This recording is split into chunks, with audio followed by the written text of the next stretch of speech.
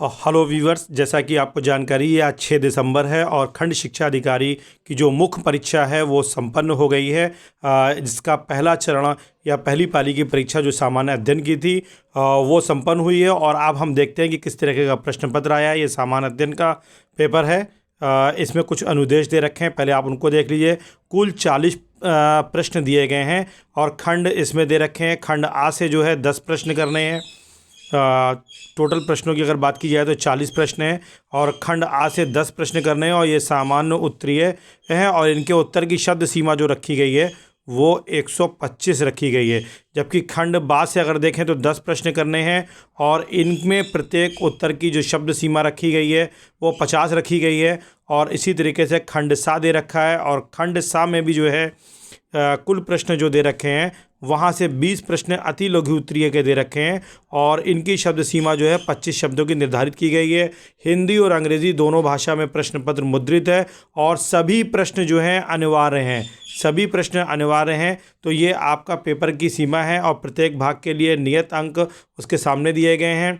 और प्रश्नों में इंग्लिश शब्द सीमा का ध्यान रखें, इसके लिए आयोग ने कहा है। और उत्तर पुस्तिका में खाली छोड़े गए पृष्ठ अथवा पृष्ठ भाग को पूर्णतः काट देना है। तो ये कुछ इंस्ट्रक्शन दे रखे थे जो नॉर्मली आयोग की परीक्षाओं में दिए रहते हैं, परीक्षा से जुड़े हुए हैं। और ये इसका अंग्रेजी है। Total 40 question. Section 1 A consists of 10 general answer questions with word limit of 125 each. Section B consists of 10 short answer questions with limit of 50 each, and section C consists of 20 very short answer questions with word limit of 25 each. और all questions are compulsory। Marks इनके सामने दिए हुए हैं। अगर हम section A की बात करें तो इसमें 125 शब्दों में उत्तर देना है। और पहला प्रश्न है, वैदिक युग में धार्मिक विचारों और अनुष्ठानों के विकास पर संक्षिप्त चर्चा कीजिए। नेक्स्ट प्रश्न, भारतीय राष्ट्रीय कांग्रेस में नरमपंथी और चरमपंथी के बीच प्रमुख वैचारिक मतभेदों को स्पष्ट कीजिए। उत्तर प्रदेश के प्रमुख कृषि जलवायु प्रदेशों पर संक्षिप्त चर्चा कीजिए। मूल अधिकार और राज्य के नीति निर्देशक तत्वों के बीच जो अंतरों को रेखांकित करना है। राष्ट्रीय पशु मिशन के प्रमुख उद्देश्यों पर चर्चा। अक्टूबर-नवंबर 2020 के दौरान भारत के राष्ट्रीय राजधानी क्षेत्र में वायु प्रदूषण के प्रमुख कारणों पर चर्चा। ये करंट से जुड़ा हुआ प्रश्न है। पशुधन करंट से जुड़ा हुआ प्रश्न है। और इसी प्रकार भारतीय अर्थव्यवस्था में औपचारिक क्षेत्र के रोजगार पर वैश्वीकरण के प्रभावों को उल्लेख कीजिए। पेपर बहुत ही संतुलित है और बहुत ही अच्छा पेपर उन्होंने बनाया है। कोविड-19 महामारी के दौरान विश्व स्वास्थ्य संगठन की भूमिका का परीक्षण कीजिए। इसमें चाइना का एंगल भी आपको दिखाना है। भारत में सुनामी चेतावनी प्रणाली की मुख्य विशेषताओं पर चर्चा कीजिए। नेक्स्ट, केंद्रीय विद्यालय संगठन और नवोदय विद्यालय समिति के उद्देश्यों, संरचनाओं और कार्यप्रणाली के बीच विभेदन कीजिए। कुल मिलाकर के जो पहला सेक्शन है बहुत ही संतुलित है। सभी सेगमेंट से आप कह सकते हैं प्रश्न है। इकोनॉमिक्स से है, करंट का प्रश्न है, हिस्ट्री से प्रश्न है। हालांकि ज्योग्राफी से प्रश्न जो है इसमें नहीं आया। कॉन्स्टिट्यूशन से जुड़ा हुआ प्रश्न है। ज्योग्राफी में आप कृषि जलवायु प्रदेश की बात कर सकते हैं जो उत्तर प्रदेश से जुड़ा हुआ प्रश्न है। नेक्स्ट, अगर हम सेक्शन बी की बात करें तो यहाँ पर जो है मनसबदारी प्रणाली जो है पहला प्रश्न है, 11वां number question. Vernacular press act है, भारत में सूखे के कारण पूछे गए हैं। भारतीय संविधान में बाल श्रम से संबंधित विशिष्ट प्रावधानों को उल्लेख। प्रधानमंत्री कृषि सिंचाई योजना। भारतीय मानसून 2020 की मुख्य विशेषताएं।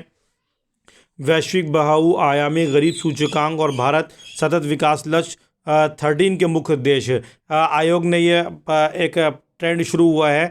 पीसीएस की प्रारंभिक परीक्षा में पूछा गया था 6 और 7 जो सतत विकास लक्ष्य हैं और यहाँ पर अब सतत विकास लक्ष्य 13 को मुख्य परीक्षा में पूछ लिया है शॉर्ट आंसर में। और भारत नेट की मुख्य विशेषताओं को सूचीबद्ध करें। राष्ट्रीय संस्थागत रैंकिंग फ्रेमवर्क 2020 में प्रमुख मापदंड। कुल मिलाकर के पेपर संतुलित है जो फर्स्ट स्टफ में नज़र आ रहा है।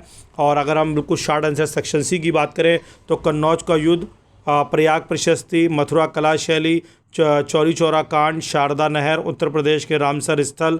रामसर स्थल अभी उत्तर प्रदेश में जोड़े गए हैं। तो ये एक तरीके से बिल्कुल लेटेस्ट करंट से जुड़ा हुआ प्रश्न है। अनुच्छेद 360, अधिकार परीक्षा, MBSS भूमि जीओ पोर्टल, और ये भी बहुत चर्चा में भी रहा था। MSP के निर्धारक और बार कोड ऑफलाइन, ये प्रश्न है। फिर वैश्विक नवाचार सूचकांक, सरकारी ई बाजार, special economic zone, m passport सेवा। और क्वेश्चन नंबर 36 जो है 2020 का नोबेल शांति पुरस्कार, इंस्पायर कार्यक्रम, एस्ट्रोसेट, समग्र शिक्षा और स्वयं पोर्टल। कुल मिलाकर के ये आपके 40 प्रश्न हुए और पेपर बहुत ही अच्छा रहा है और मुझे लगता है कि सभी लोगों ने सभी प्रश्नों को अटेम्प्ट करने का प्रयास किया होगा। अगर उन्होंने शब्द सीमा का पालन किया होगा, समय भी पर्याप्त था, 3 घंटे का पूरा समय जो है आयोग ने दिया है। तो कुल मिलाकर के बाकी उस पर चर्चा और कट ऑफ क्या रह सकता है उस पर आगे हम चर्चा करेंगे। Thank you so much.